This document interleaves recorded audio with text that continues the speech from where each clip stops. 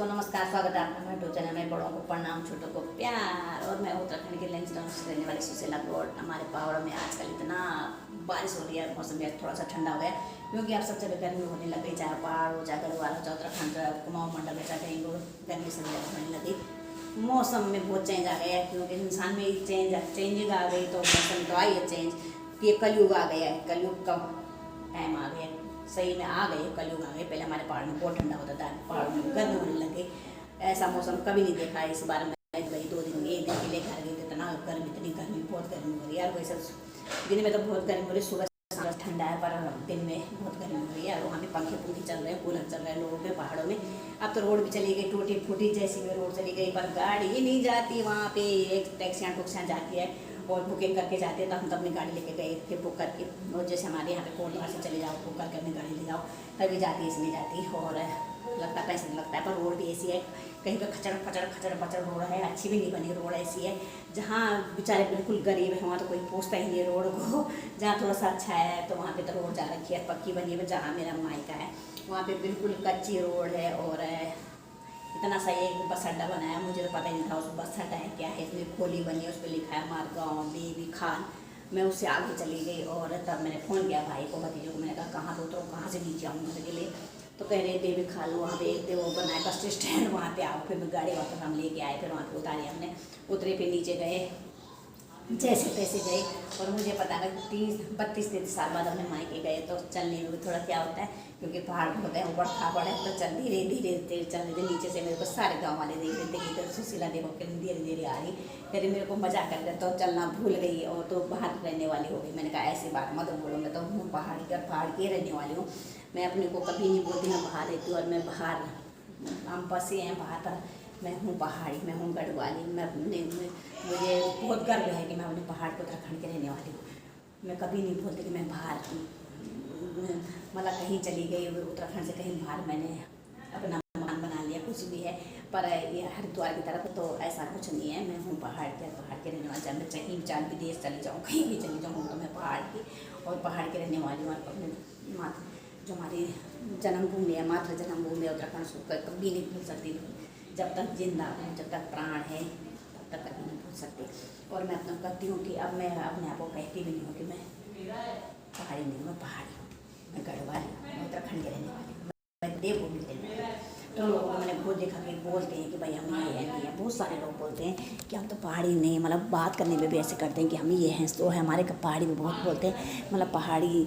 जब मैं किसी के साथ बोलती हूँ, बोलते हैं हम डरे हैं हिंदी में बोला कर। मैंने कहा मुझे हिंदी में बोलना बिल्कुल पसंद नहीं है, मैं पहाड़ी हूँ तो पहाड़ी बोलूँगी, और गढ़वाली तो गढ़वाली बोलूँगी। और मुझे शोभा नहीं देता कि मैं अपने गढ़वालों के साथ हिंदी में बोलूँ, क्योंकि हम तो ही गढ़वाली हैं। तो दोस्तों मैं ये कहती हूँ कि अपनी मातृभाषा किसी को नहीं भूलनी चाहिए, क्योंकि हमारे माँ बाप ने हमें जन्म वहीं पर दिया, वहीं पर जन्म लिया हमने उत्तराखंड में। और हमारी 4 धाम भूमि तो बहुत अच्छी है, इसलिए हम 4 धाम भूमि के रहने वाले हैं। और अभी तो मैं अभी लोगों को हमारे उत्तराखंड में बहुत ज़्यादा परेशानियाँ हैं, क्योंकि गाड़ियाँ, रोड बहुत छोटी हैं। जब गाड़ी जाती है तो रोड बहुत छोटी हैं। और अभी 4 दिन पहले गया हूँ, मेरे ससुराल में भी अभी एक लड़का था, उसको छोटे छोटे बच्चे हैं, तो अभी बहुत कम उम्र के, भी 5-6 साल के एक बच्चा है, फिर एक 7-8 साल का बच्चा है।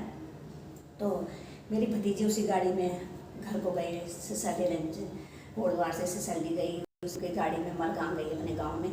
उसी बस लड़के की गाड़ी में जो ड्राइवर था, तो शाम को इतनी आंधी तूफान पहाड़ में आए, 3 बजे कि बोलो होने को कोई नहीं था, छोटा आ रखी थी उसकी। तो फिर शाम को जब 3 बजे से 5-6-7 बजे बहुत आंधी आ गई पहाड़ में, तो वो सामान निकाला वो अपनी टैक्सी से ऊपर से, तो एकदम आंधी तूफान आया, वो नीचे आंधी तूफान से नीचे गिर गया जमीन में, उसने वहीं पे दम तोड़ दिया। मतलब ये होता है इंसान को, क्या कब क्या हो जाए इंसान के साथ, बहुत दुख हुआ। उसके बाद फिर उसने मेरे को शाम को फ़ोन किया कि दूसरे दिन फ़ोन किया कि बुआ यहाँ पे तो ऐसा हो गया। मैंने कहा यहाँ, मैंने पूछा क्या समाचार पूछ रहे थे मैं, क्या हुआ क्या नहीं। तो जब उन्होंने मेरे को बताया कि आपके ससुराल की तरफ ये हो गया, मुझे बहुत दुख हुआ। और देखो ऐसी दुर्घटना किसी साथ नहीं घटनी चाहिए, मुझे बहुत दुख हुआ। और उनके छोटे छोटे बच्चे हैं, देखो आप लोगों को पता ही है पहाड़ में कैसा हालत है, कैसा नहीं है, लोग कैसे रहते हैं कैसे नहीं रहते। मैंने खुद मायके में बहुत गरीब रहते हैं वहाँ पे, और उनके यहाँ पे ना पानी ना कुछ, ना अपना घास जंगल जो भी जाते हैं करते हैं, वो जैसे कैसे रोजी रोटी चला रहे हैं अपने।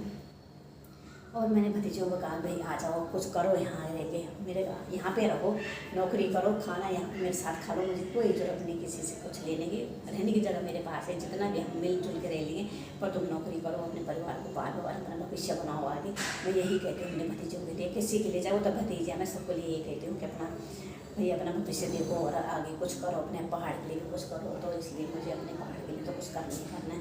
पर दोस्तों जब आप साथ दोगे मेरे तभी तो करूँगी, गरीबों को भला भी मैं, नहीं तो कैसे करके कर पाऊँगी, जब मेरे पास कुछ होगा तभी तो करूँगी। तभी तो मैं यूट्यूब चैनल पर मैं लगी रहती हूँ कि कुछ होगा तो मेरे लिए, तो कुछ मेरा यूट्यूब चैनल आगे चलेगा तो मैं करूँ, कहीं के लिए कुछ करूँ, चाहे पहाड़ हो चाहे किसी गरीब के लिए कुछ करूँ मैं, और ऐसे लोगों के लिए करूँ मैं जो कुछ नहीं कर सकते, जिनके घर में कुछ नहीं, मैं सोचती हूँ उनके लिए मैं करूँ। पर करूँ कैसे, मेरे इरादे तो मेरे जो है इरादे तो सही में मेरे इरादे मुझे लग रहा है ऐसा ना रह जाए, क्योंकि मैं बहुत करना चाहती हूँ किसी के लिए भी, भाई किसी गरीब के लिए शौचालय बनाने के लिए, जैसे हरित मोदी जी ने भी कर रखा, पर फिर भी कहीं कहीं ऐसे लोग हैं कि अभी उन्होंने बनाए नहीं, और कहीं पहाड़ों में ऐसा कि उनको बहुत ज़रूरत है पढ़ाई लिखा की, लड़कियों को पढ़ाई लिखाई की, और स्कूल भी नहीं हमारे यहाँ। तो मैं सोच रही अगर भगवान अगर मेरा चैनल चल जाए, एक तारकेश्वर भोले बाबा ने ये चैनल चल जाए, अच्छा सा चल जाए, तो मैं किसी को अपना एक स्कूल बना के दे सकूँ, कहीं फिर सरकारी स्कूल दे सकूँ, या खुद का स्कूल अपना खोल सकूँ गाँव में, कि भाई यहाँ पे पढ़ो, मैं किसी से फीस लेने की ज़रूरत नहीं है, कुछ नहीं करी मगर मैं सोच रही मैं थोड़ा सहारा दूँ और उनके लिए मैं कुछ करूँ, और हॉस्पिटल कहीं बने तो काफ़ी मेरा भी इरादा है, मतलब ये है मेरे विचार के कहीं उनके लिए हॉस्पिटल खुल जाए, कहीं थोड़ा सा स्कूल खुल जाए, तो फिर कोई ऐसा हो अनपढ़ रहे, कोई नौकरी करे, थोड़ा सा रोज़गार तो उनको मिलना चाहिए। तो जब मैं अभी पहाड़ में गई, बना गाँव में गई, मुझे बहुत दुख हुआ उनके जाके, जब देखी मैंने उनकी हालत, उनके कपड़े देखे, मैंने अपनी जो भतीजी हैं उनका मतलब कपड़े देखे, और वहाँ पे पानी नहीं आ रहा था। खैर जैसा देखा रोना तो बहुत आया कि क्या करूँ, और होता ही दुख होता है। मैं अचानक ही गई तो फिर दुख तो बहुत हुआ था मेरे को कि देखो अपने दिल मैंने याद किया उस टाइम कि उस टाइम हमारे लिए ऐसा दिन था, आज हम यहाँ पे पहुँच गए तो कोई बात नहीं, आज उनका दिन है ऐसा, तो मुझे उनका साथ उनका सपोर्ट करना चाहिए। पर मैं आप लोगों से रिक्वेस्ट करती हूँ मेरे वीडियो ज़्यादा से ज़्यादा देखिए और मेरे को सपोर्ट करिए ज़्यादा से ज़्यादा, और जब मेरे को आप सपोर्ट करोगे तो मैं फिर आगे बढ़ूँगी, और मैं अपने लिए नहीं, मैं और किसी के लिए करूँगी। मेरा यही विचार है कि मैं अपने लिए मेरे भगवान ने जो दे रखा है उसी में खुश हूँ, पर मैं दूसरों को मैं चाहती हूँ मैं दूसरों को खुश रखूँ। जो खुश नहीं है, जिन्होंने ये चीज़ नहीं देखी है, मतलब वो चीज़ नहीं देखी, मतलब बाहर नहीं देखा या कहीं नहीं देखा, स्कूल का मुँह नहीं देखा, मैं सोचती हूँ स्कूल उनके लिए खुल जाए, हॉस्पिटल खुल जाए, तो थोड़ा सा मेरे को भी सपोर्ट मिल जाए, तो जितना हो सकता है मैं उनके लिए करूँगी। और दोस्तों बहुत बहुत धन्यवाद आप लोगों का, अगर आप लोग मेरे चैनल देखोगे और ज़्यादा ज़्यादा मुझे सपोर्ट करोगे तो मैं भी आपको बहुत बहुत शुक्रिया अदा करूँगी, क्योंकि आपकी वजह से मैं दूसरों का भला कर सकूँगी। तो मैं ही अपनी वीडियो समाप्त करती हूँ। जय हिंद, जय भारत, जय उत्तराखंड, जय देवभूमि। और आपको पता है मैं ये पहाड़ के रहने वाली हूँ और लंचनौन के रहने वाली हूँ, और मैं सोच रही थी मैंने जो बिछड़े हुए हमारे गांव हैं, पहाड़ हैं, जिनकी तरफ कोई मुड़ के ही नहीं देखता, जैसे मेरा मायका है, तो वहाँ कोई देखता ही नहीं, अभी तक देखता ही नहीं है, और जो भी कर रहे हैं मतलब वो अपना पेड़ गुजारा कर ही रहे हैं। तो मैं सोच रही हूँ भाई लोगों के लिए मैं कुछ करूँ, पर जब आप मेरे साथ दोगे ऐसे मैं अकेला कुछ नहीं कर सकती, आप मेरे साथ दो तो मैं कुछ करूँ, और आपका सपोर्ट मुझे चाहिए। तो जय हिंद, जय भारत, जय उत्तराखंड, जय